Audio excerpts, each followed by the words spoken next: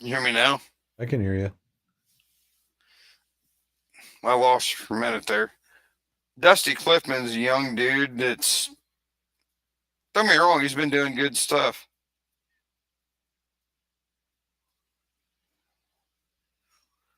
I had Kevin Ailes call me and tell me I needed to counsel him like 2 years ago.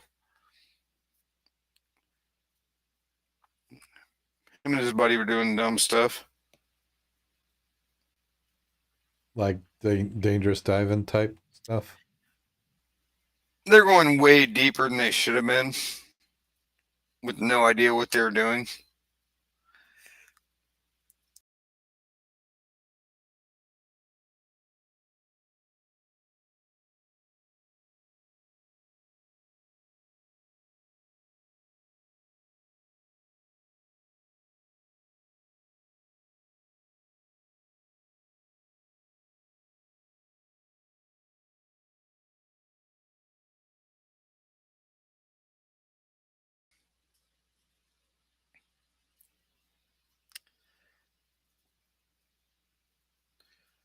Nice.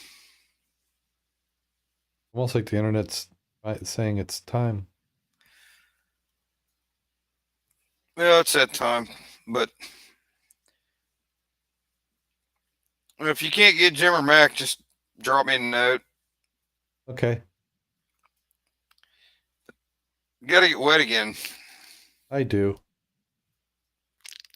I do. I What's Cleveland been up to? um he bought an I'll say a new house.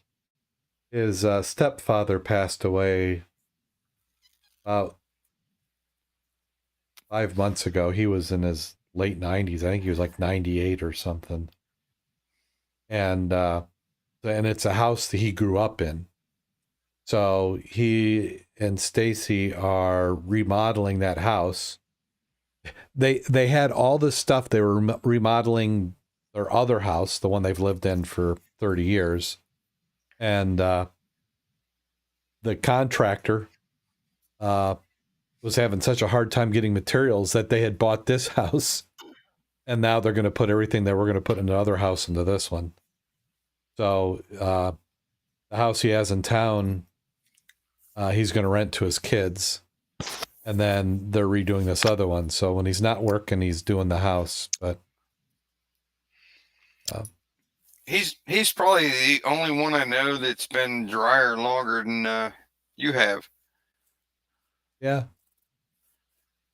Well, and then the other thing I've noticed in the Mud Club is you've got two extremes. You have the muddies who retire and dive all the time, and then you have the muddies who retire and don't dive again.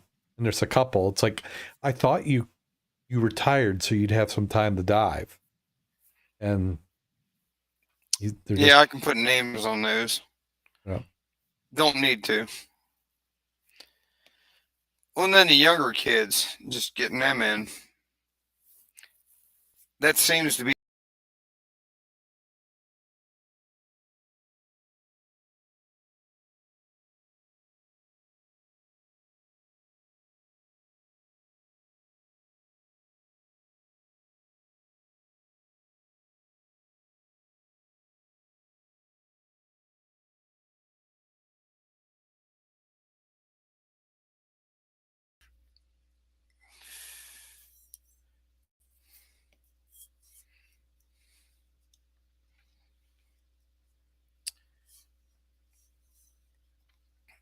nice.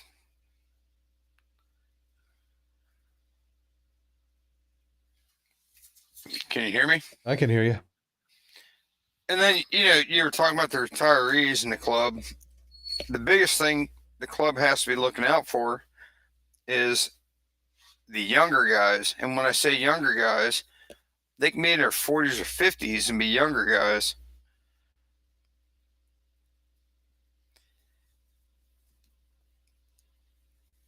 And they're not, I'm not seeing a lot of activity with the younger crowd coming in and doing activities. No. And, I know when I was teaching over there, we were bringing them in get him involved in the club. You know, Skylar, his genre. I don't want to see the Mud Club fade.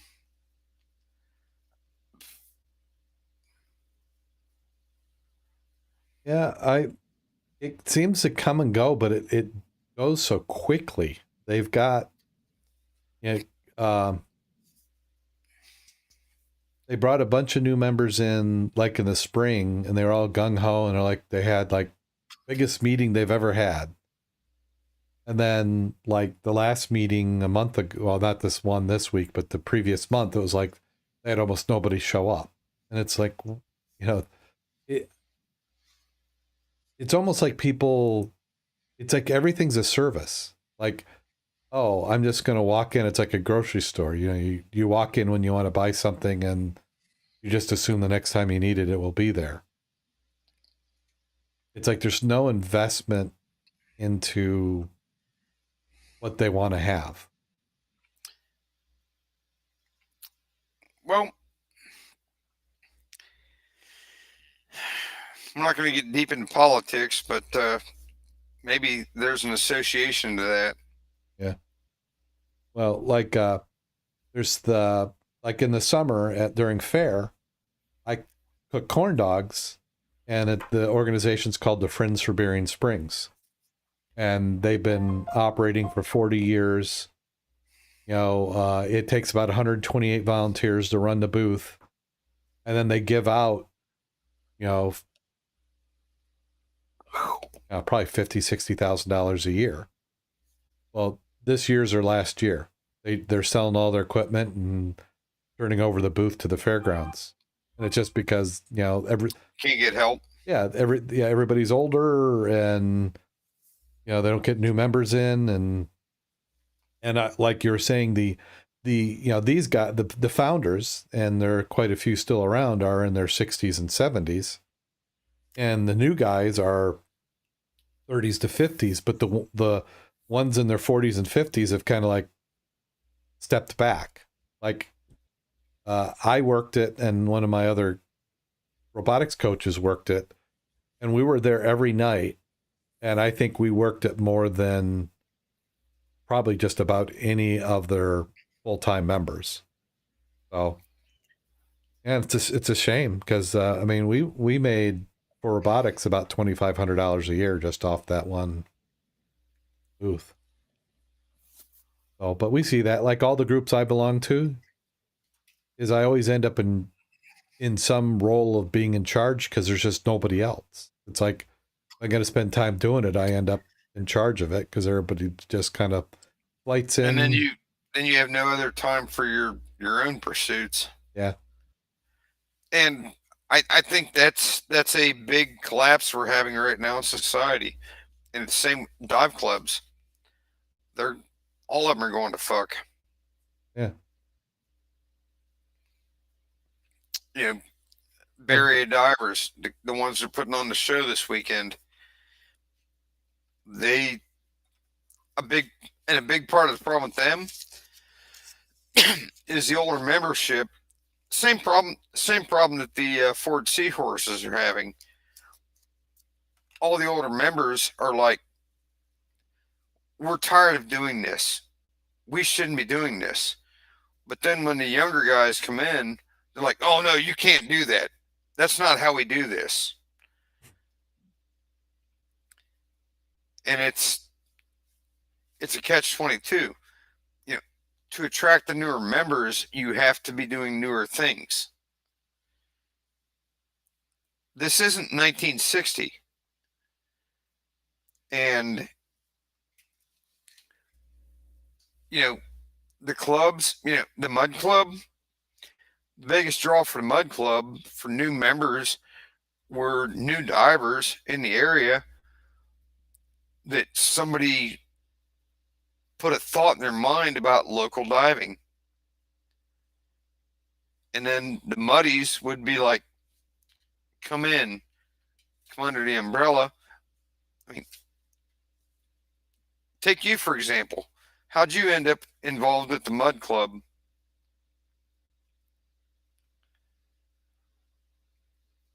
Jim Kleeman, I think he either went to a meeting before I did. I think he probably did and said, "Hey, come to the meeting." And that's so. But he had looked. I had seen like we had looked online because when we got because he and I got certified at the same time, Mm-hmm. and there's all this bragging about at the dive shop, and this was just at H2O, which is probably called J&R Aquatics at the time, and they had a dive club. Well, and they bragged about it during training. We went and did our, open water at Gilboa. We come back, and then they didn't do anything. They didn't do any diving. They didn't do anything. And it's like, oh yeah, we're going to get that going again. And they didn't. It's kind of like if there's no diving, and we didn't know where to dive local. I mean, we didn't know you could just drop in a river or go out in the lake. It seemed to be, and then when they did invite us to stuff, it was come to our open house where we're trying to sell you a trip to Belize or on air. And we're like, well, that's fine.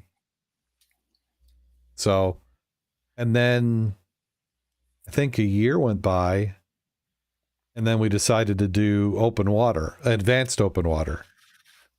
So, I've done no diving from open water to advanced open water. So then we did that. And we did, when we got back, they actually did have a dive. There's a summer camp on some lake that they would donate time to help clean it up. So, you kind of go through the sand swimming area and you pick stuff off the bottom. And then, I don't know how so then Jim must have gone to the Mud Club meeting the next month. And then I joined, and that's where I remember what the first, and the divers kept going, well, if you dove here, if you dove Eagle Lake, if you dove this, it's like, no, we've done 5 dives. That's all we've done. 5 dives total. Yeah, probably more like 7, however, your certification dives and your minimums. Well, that, and then, since you're at Gilboa, you drop in the water a couple extra times before you go home. So the minimum's and plus 4. So probably did we do any river dives? I'm trying to remember. We did any river dives, but it seemed like maybe our first dive with the Mud Club was going out with Bob and Kurt on a Bob Zodiac to Havana. So that might have been our first, and that was in March. I mean, we were diving on the Havana in 7 mil wetsuits like the first or second week of March. It's still the earliest I've ever been out in Lake Michigan. When you're new, you don't realize how shitty it is. No, we bounced around that boat. It was cold, but we've tried to duplicate it. It's not clear. I mean, we've had ice the same time before, and the visibility really wasn't all that good. It wasn't bad, but we dove on the wreck and I was like, wow, this is absolutely amazing. But your draw to Mud Club was all these other people, including the shop that sold you the river. They're not diving locally. They're trying to sell you trips to go overseas. And you're like, I can't fucking afford that. Yeah. And you ran into this bunch of guys who were actually diving. Mm-hmm. That's where our problem is. Yeah. We're not showing people you can dive local. And the problem with the Mud Club, all those guys are getting too fucking old to dive. Yeah. Well, you got John Nabota. So he's probably one of our big divers.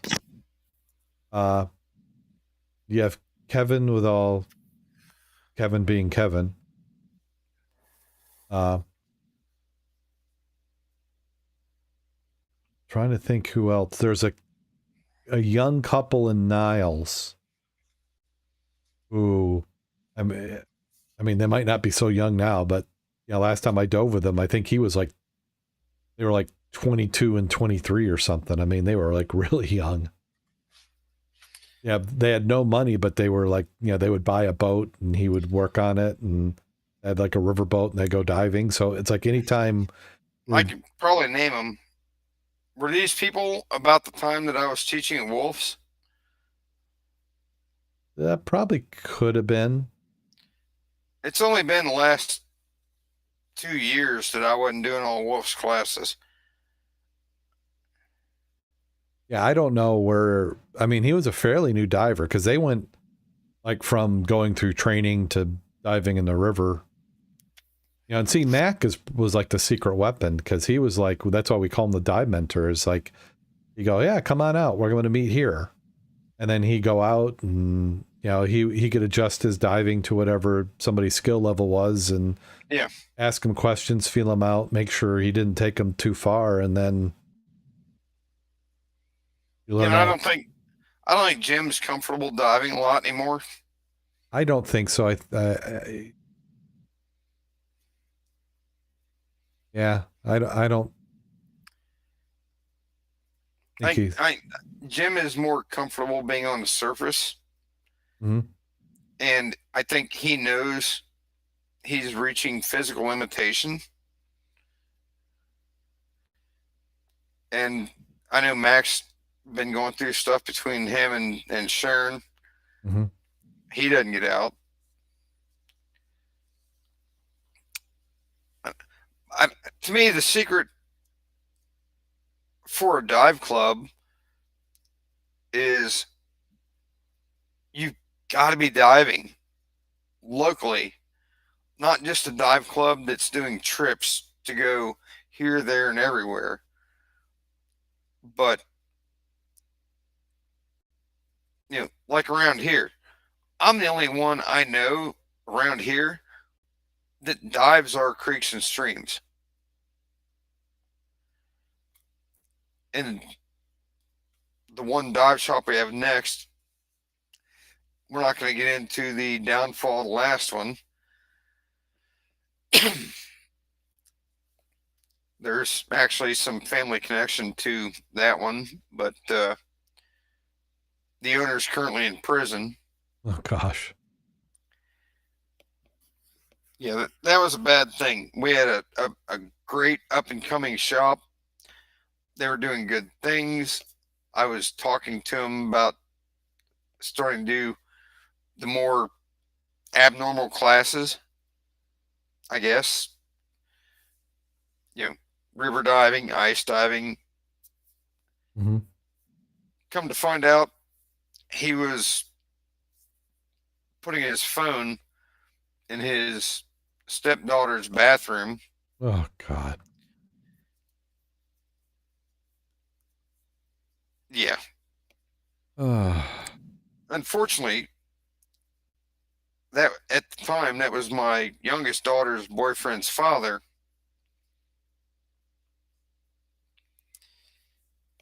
yeah.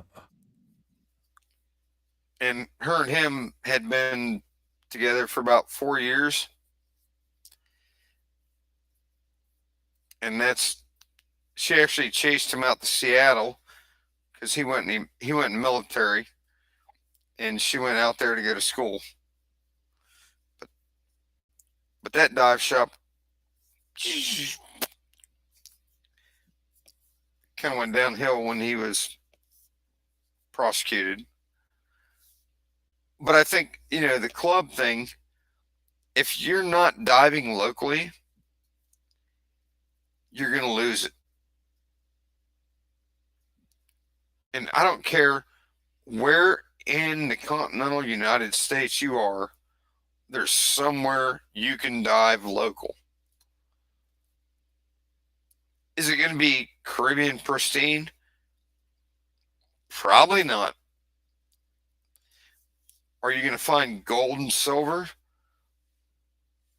Probably not, but they're a different kind of treasure.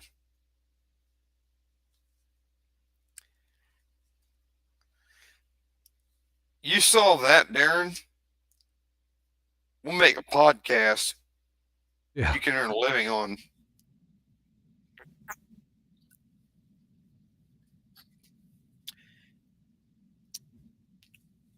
But by all means, I want to see you succeed and keep going. I don't even want to see your P&L on the fucking show. Yeah. I'm sure it's a lowercase p, uppercase L, but Yeah. start thinking about That other show. booth, just marketing, how to market. Like I said, I'll buy the booth.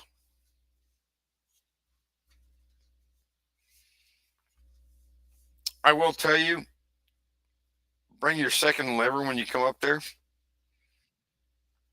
So, so where's Ford Seahorses? Is that going to be this year? Detroit, Detroit. March time frame. Let me do they have a date yet? When you say March,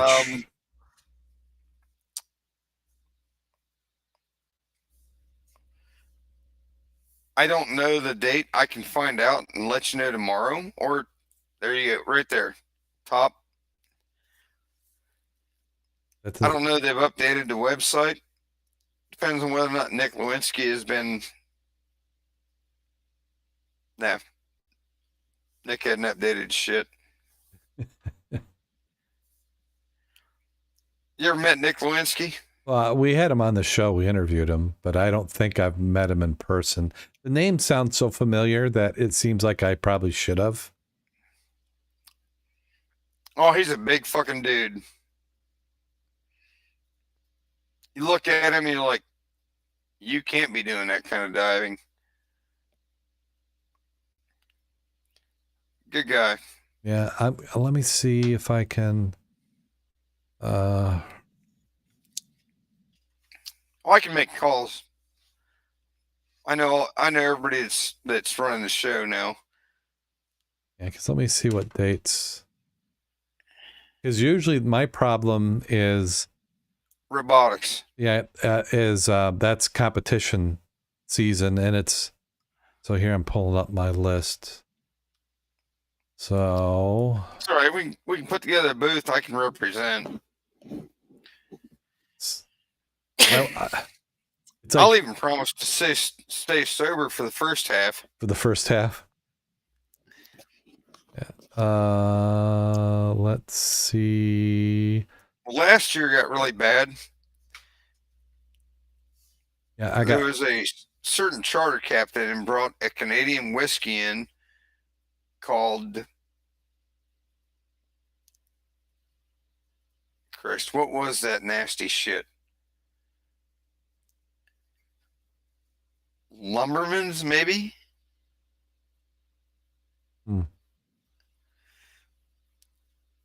He does some Facebook Lives like once a month.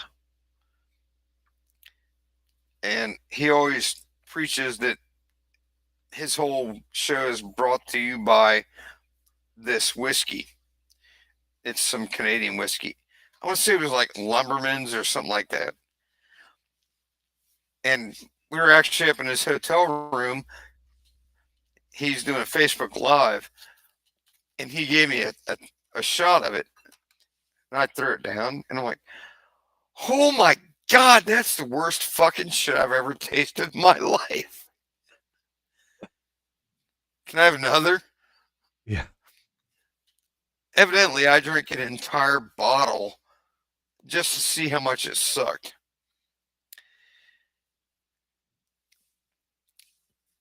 And I guess I started talking about how much Rich Senwick is a douche, but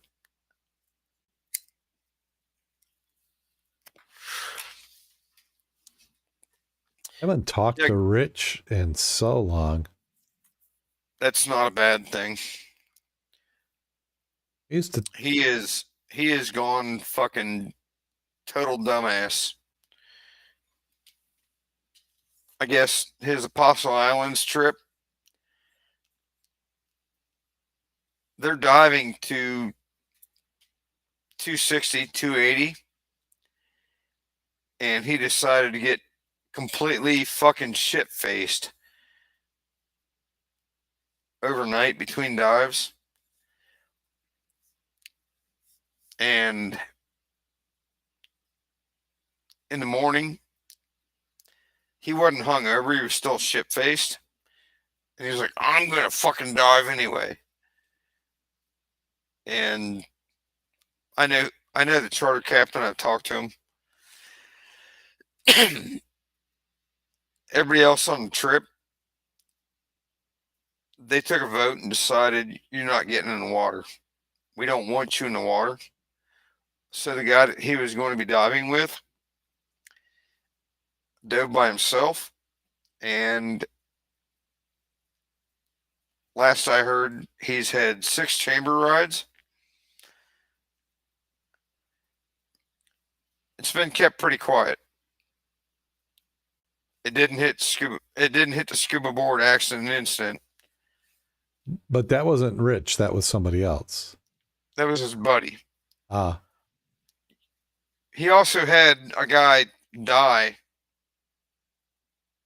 on Lake Erie this year. There was a student of his on one of Rich's well, it wasn't Rich's trip, but Rich took this guy over and they were doing some dives eastern Lake Erie where it's deeper. And one of his rebreather students died.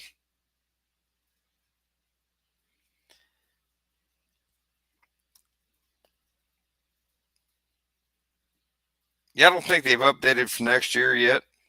Yeah, it doesn't look like it.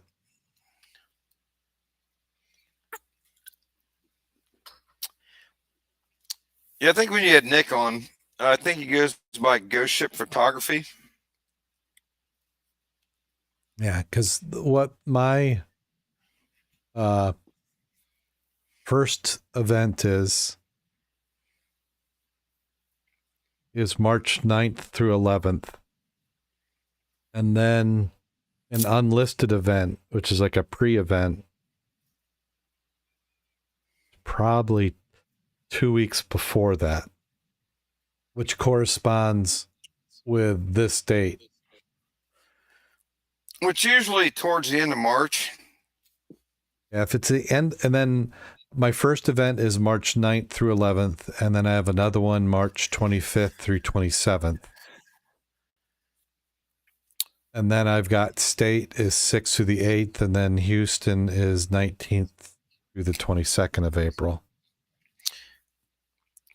Well, I'll find out tomorrow and I'll send you a text.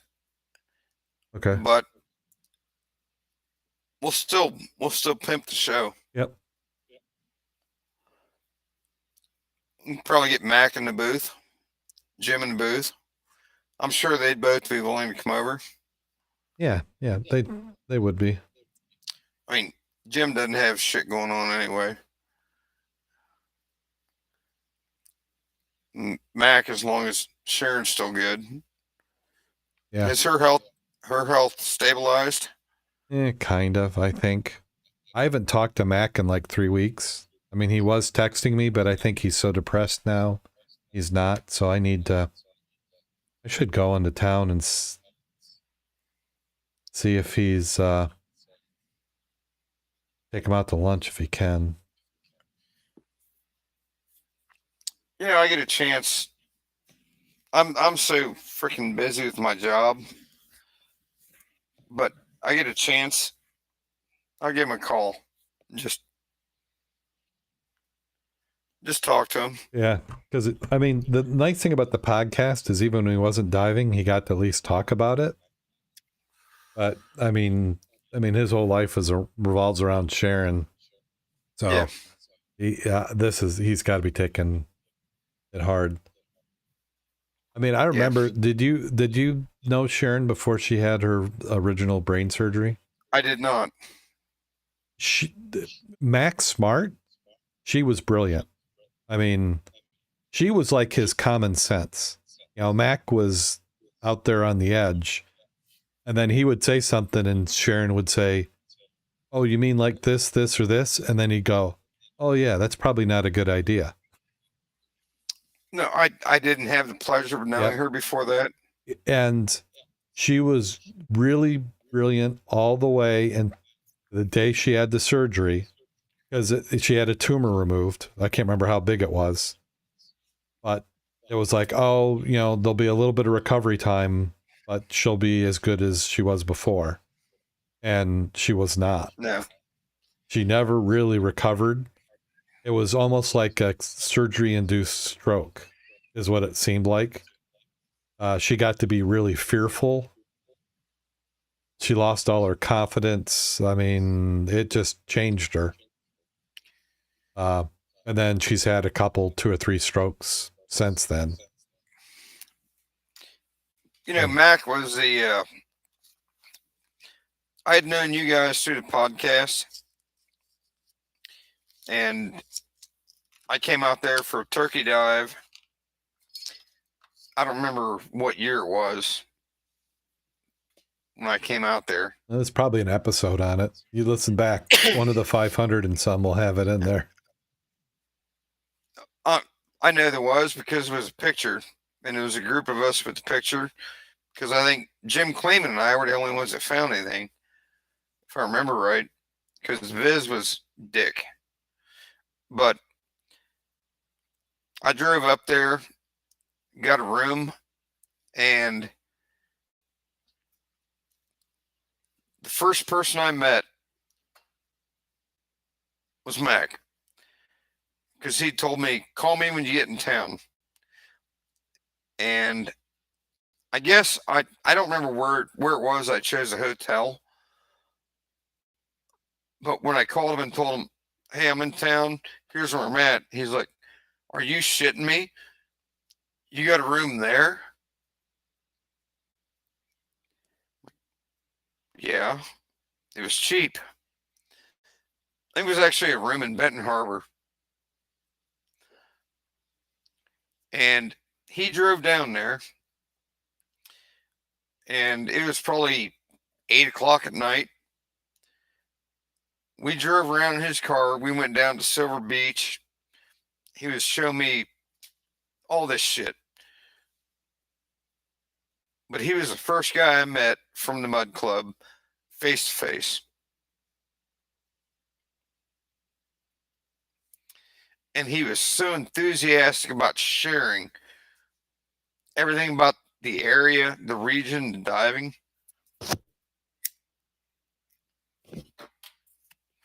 That's the spirit we're losing.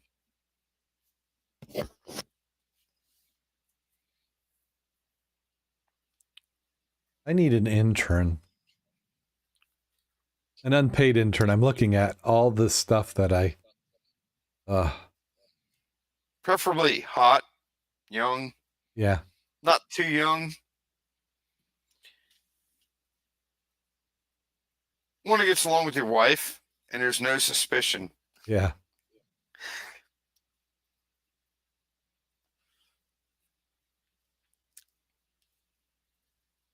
And I gotta say, that almost brings me back to some life aquatic scenes.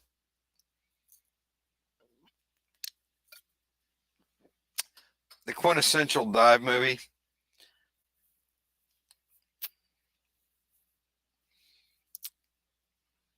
The question is, are you going to give the interns a Glock?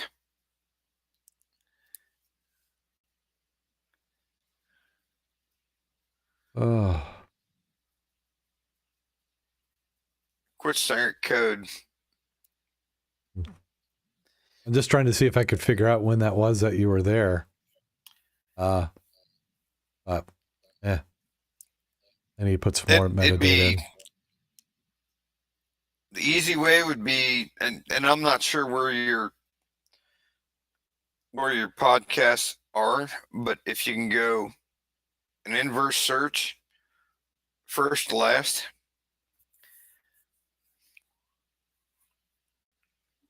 I don't think my website search works worth a shit.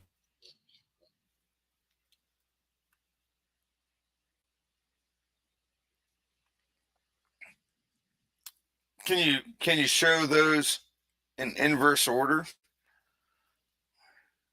Instead of newest to oldest, go oldest to newest. Here's the way to do it.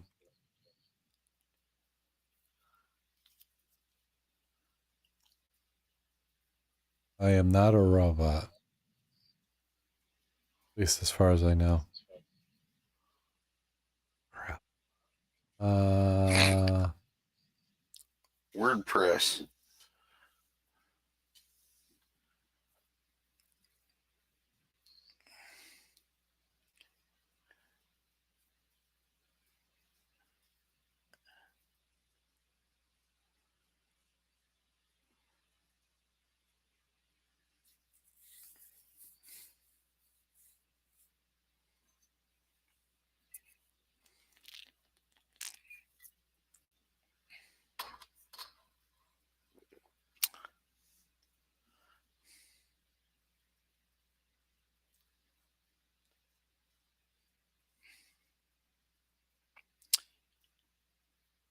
yeah, You know how the Belgians say "fuck you, American"?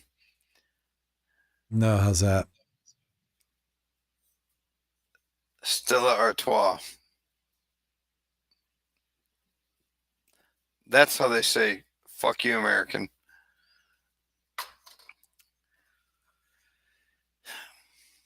Probably should have stopped a couple of these ago.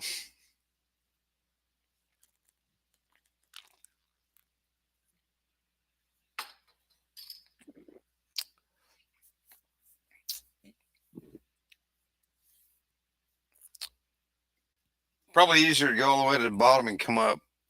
That's what I am doing. But I'm so here's the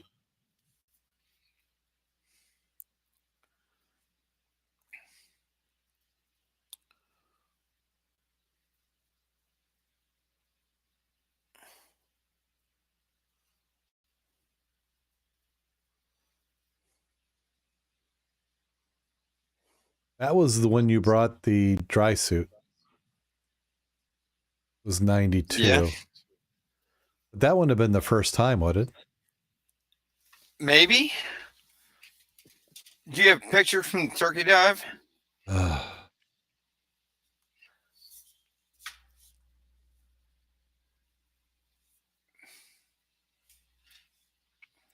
see.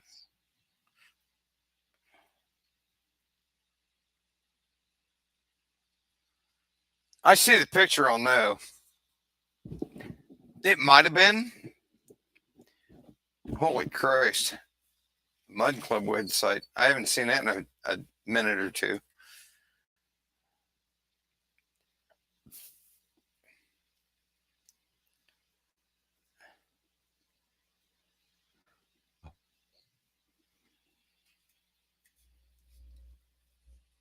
That was it.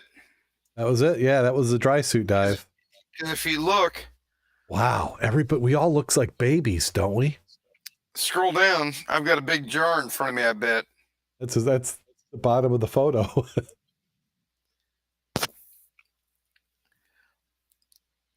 See if I can. Yeah, and we'd probably been talking for a year before that. Yeah, look at that. I bet right in front of me. Wow. Because I found this stupid gallon jar. I mean, the visibility was zero for that. And if I remember right, most everybody bailed. And I think Jim Kleeman and I were the only ones that found something. And neither of us found anything worth a shit. We just stumbled across something. Wow. So that was 11. So that was That was 11 years ago. yeah, that was the second year. I mean, yeah, we're in episode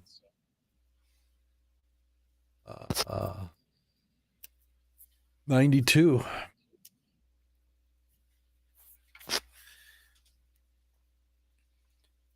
Yeah, and I think,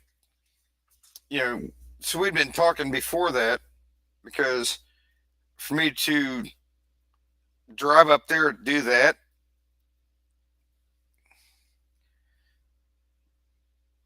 so yeah, call it 12 years.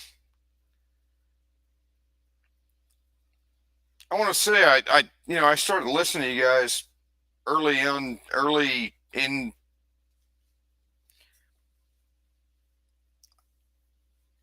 You didn't have double digit episodes yet. Oh, wow. You were hardcore then. I mean, what was that episode number? That was 92.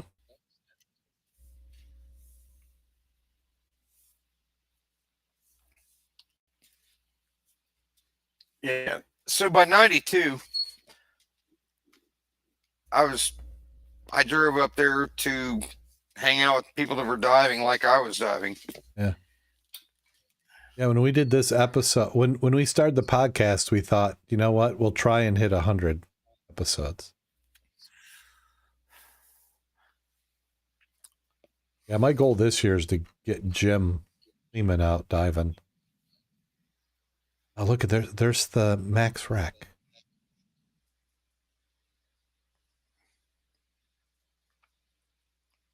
Well, that's when you announced the wreck.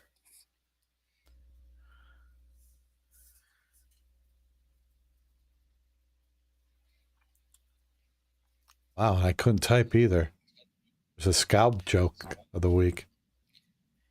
And I think it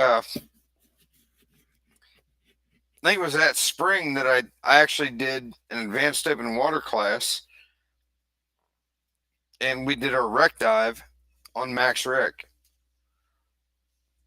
We went out on Jim's boat, finished out the last couple dives of the class, and it was shitty out. And both of my students ended up puking their guts out. It was hilarious. Oh, I think I remember that. I didn't go on it, but I remember hearing about it. Because I dove with whoever the student was, and he kept getting harassed that at least this time I'm not going to puke or something.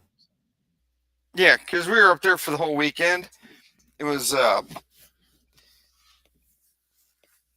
the one guy's name was Travis. Yep. And I can see the other guy's face. I can't think of his name. Kind of a little guy, wasn't he? Yeah, because actually we stayed in your camper. Oh, was that one? Wow. Yeah, he was a little guy. Mm-hmm. Travis was a bigger, beefier guy. And I can't remember the other guy's name. I know he's an IT guy for our health department in the county, but I can't think of his name. Yeah.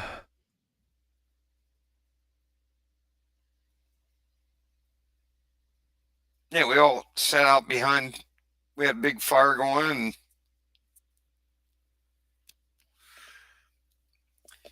that's the diving I miss. Yeah.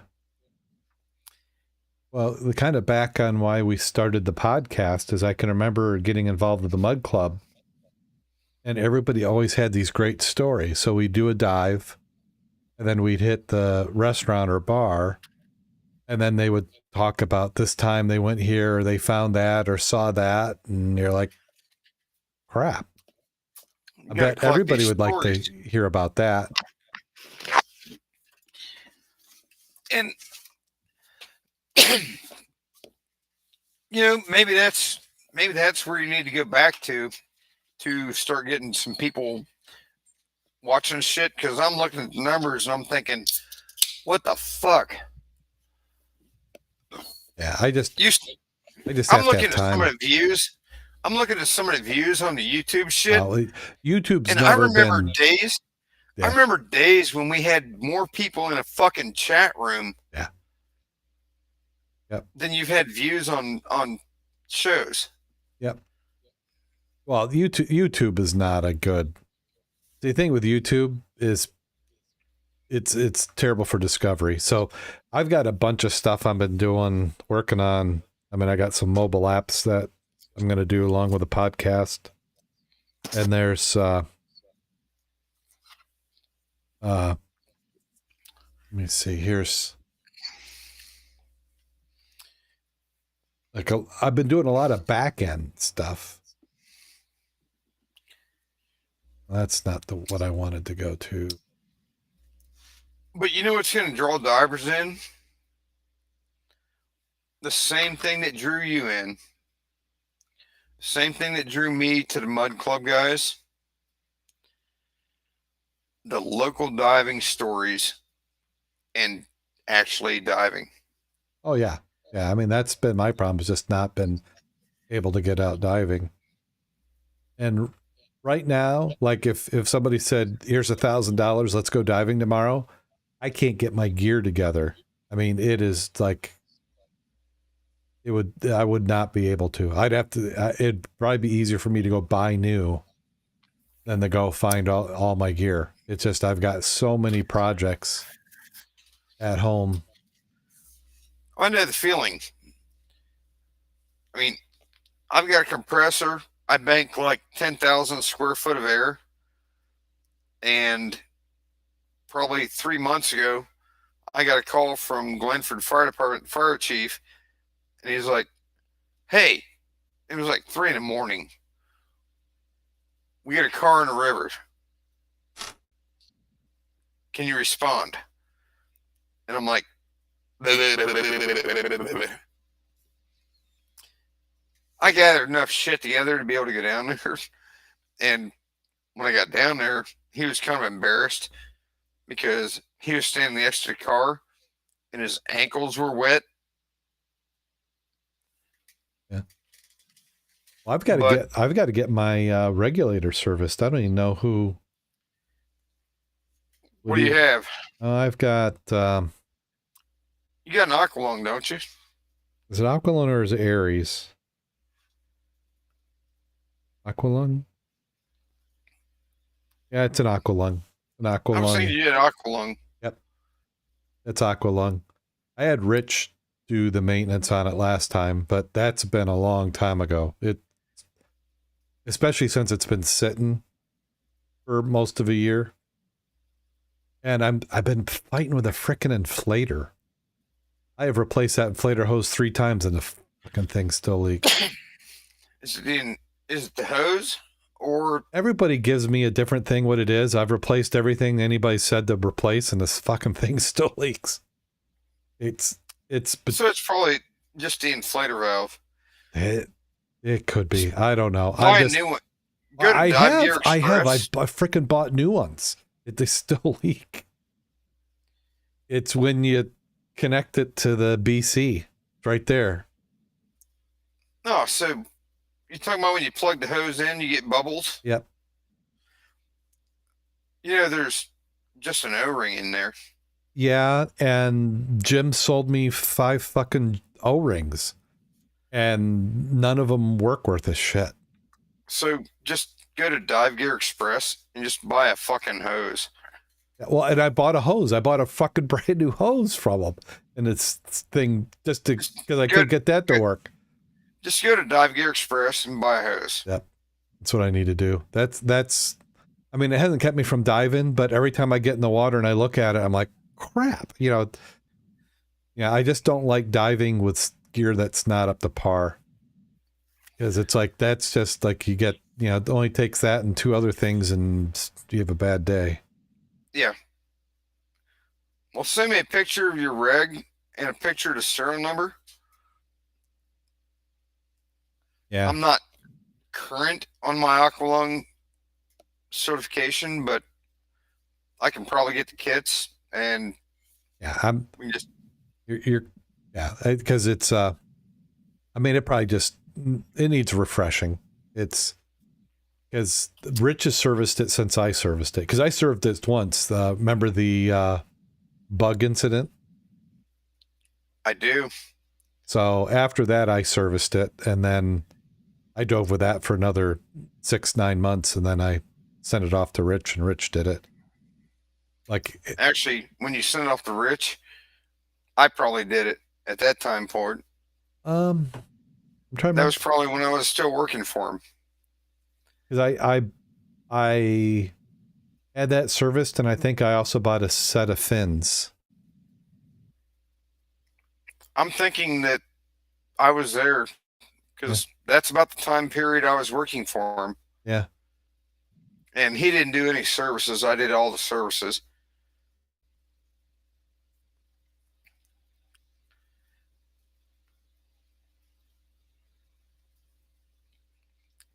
But yeah, we can always get the parts.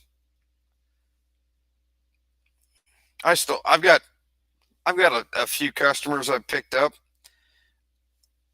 from the dive shop collapsing in Zanesville. Mm-hmm. And I've told them all, look, I'm not running a shop. I don't take card. You pay cash. This shit never happened. And I do Viz, and I've told them, look, if somebody questions my sticker, I'm current on my certs with 2 different agencies, but you pay cash. I'm not dealing with the state with taxes and all that shit. And my prices for my local guys, I've been filling tanks for $5 a tank. Viz and fill, $20. Yeah, well, then you mentioned that. All my tanks need Viz, and I probably need a hydro. You probably do hydros by this point. Well, I just had one, that had a hydro last time I filled it. In fact, I haven't filled it since the fill after the hydro. Well, don't dump them. They're still good. If they're still full, they're still good. I, no, because I dove with them after the Viz was over. So, And I hate to say it, I've got a few that might be out of hydro, but I know the guy that's filling them. Yeah. Yeah. I'm having trouble right now getting a hydro guy. Well, we had that for a while, but the last one wasn't too bad. I take them down to Wolf's and Jim sends them off. Yeah, well, I had a guy that was doing my hydros at $5 a tank. Wow. How can he afford to do them at $5 a tank? He's fire extinguisher company. Oh, okay. That's a wholesale price. That's my wholesale. I was taking him to him, no valves, strip tank, heat hydro, stamp. Boom. Then I still had to do the Viz. Right. You know, new O-rings, put the valves back in. And everything I ever do, I O2 clean anyway. Yep. Because anybody that's bringing stuff to me, I've got them diving nitrox. Right. Well, and that's what I want to do. I haven't dove. Oh crap! I don't have a card for nitrox, even though I've had the training. Yeah, we can work that out. That's easy. I know a guy. Oh. Yeah, because I took the training. It was stupid, and they don't even do it that way anymore. But I took that from SAS, and you have to dive, and then they'll give you the card. So it's like, wait, I've got to dive nitrox. That was SSI. Yeah. Patty, SDI, TDI. There's no dive. Well, it's like, what am I going to do? If I survive the dive, then I'm good. And, I teach 2 different nitrox. Actually, I teach 3 different nitrox classes. I teach a computer-based SDI, a non-computer-based SDI, and then a TDI nitrox. The difference is TDI nitrox, we got to do some math. But it's not hard math. It's dive math.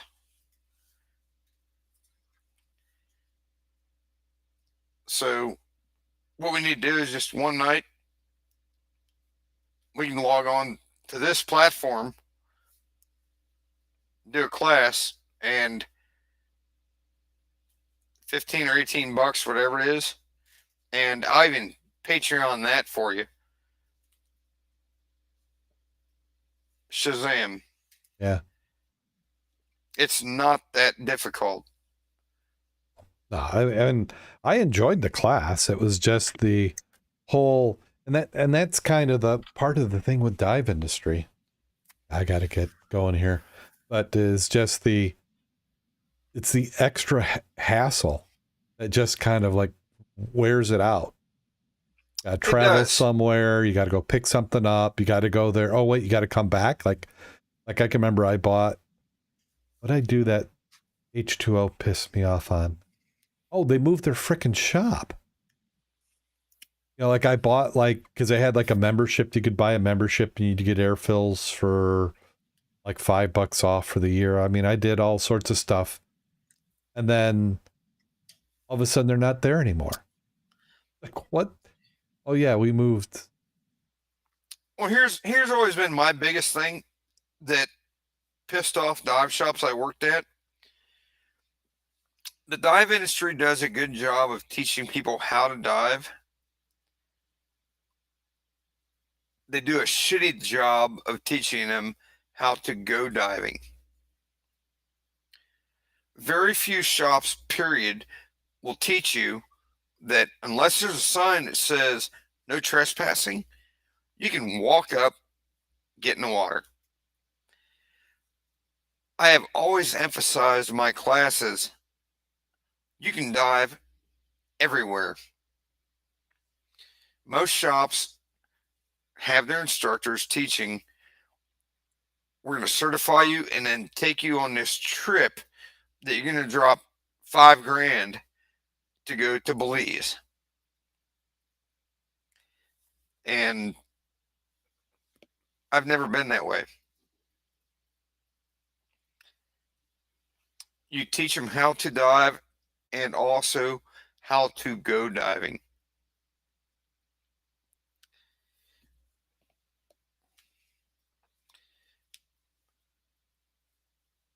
We'll work out a night to where we can sit down, because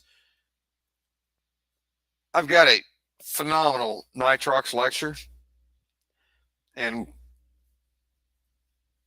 we'll get you a card. Sounds good. It's not hard. Okay. Well, I'm going to go to bed, because tomorrow morning is already here. Yeah, I know. I got the same thing.